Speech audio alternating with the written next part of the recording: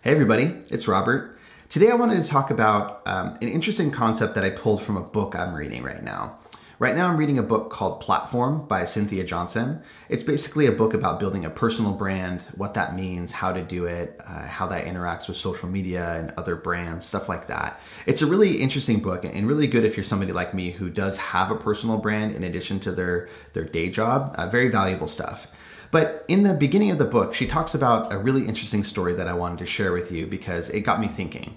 So she did a little bit of traveling. She kind of took a long break from her job, did some traveling, tried to kind of find herself and do that whole thing.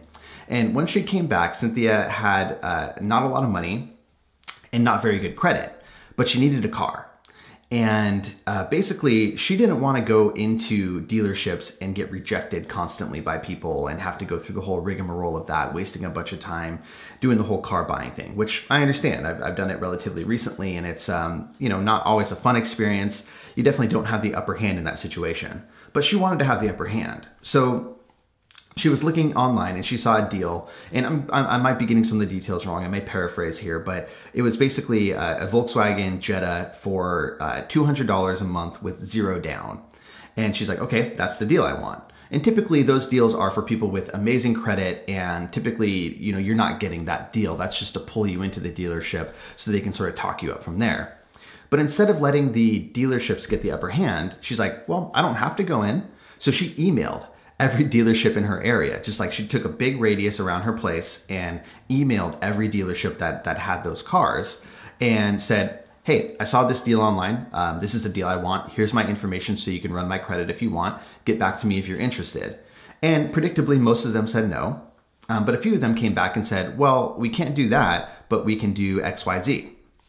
And to those people, she said, thanks a lot for looking into it. I'll find someone who could help me out. Basically just said no. And with the sort of asynchronous email exchange, there was no social threat being right in front of the dealer. There was no need to feel pressure of like, I'm ruining a relationship or anything like that. She kind of had all the upper hand. So she basically just said, no, I'll find somebody else, thanks. And so this went on for a while, got lots of rejections. Like I said, obviously that's gonna happen. But then some started getting a little bit closer. They said, well, I can't do that, but I can do, $250 a month with 5,000 down. And she said, no, I'll find somebody else who could help. Thank you for looking. And they said, okay. We could do 200 a month with 3,000 down. Nope, can't do that. Okay, fine. 1,000 down. Nope, okay, fine. You could have the deal. And so eventually she got that deal.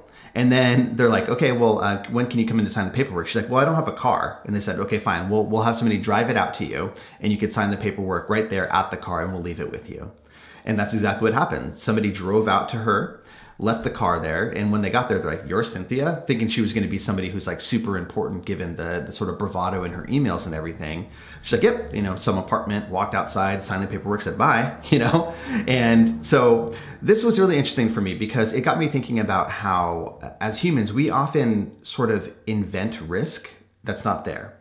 We tend to talk ourselves out of something before even evaluating the pros and cons of it, or whether the negative outcome would even be a big deal, right? So in this case, the negative outcome would be she got rejected for the car.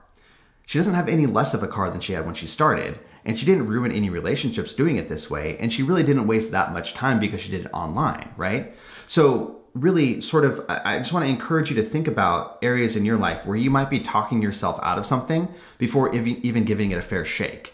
I did another video kind of about this. There was I was talking about shooting your shot and how when I was first getting started with doing like reviews on YouTube, when I was doing the subscription box reviews, I would just, talk myself out of it initially. Like, I don't have enough subscribers. People aren't going to be interested in doing this type of video because it's a little weird, X, Y, Z. And I kind of invented all of these reasons not to do it, when in reality, when I did almost the same exact thing, I would just blast all these different boxes and ask, hey, are you willing to send a box for the exposure, blah, blah, blah, blah, blah. Eventually, some of them said yes. And it's almost just statistically certain that if you do enough of it, it's gonna happen. Now, I think there's a difference between being spammy and doing that, but in a situation like buying a car or looking for an opportunity to collaborate or something like that, there really is very low risk. And so that's just something I want you to consider. What are you talking yourself out of in your life? And is the risk really there, or is that just something that you're inventing and it takes actually taking the leap, doing the thing to figure out whether or not there's actually a risk there? So just some food for thought. Thank you for listening, and I'll see you for the next video. Bye.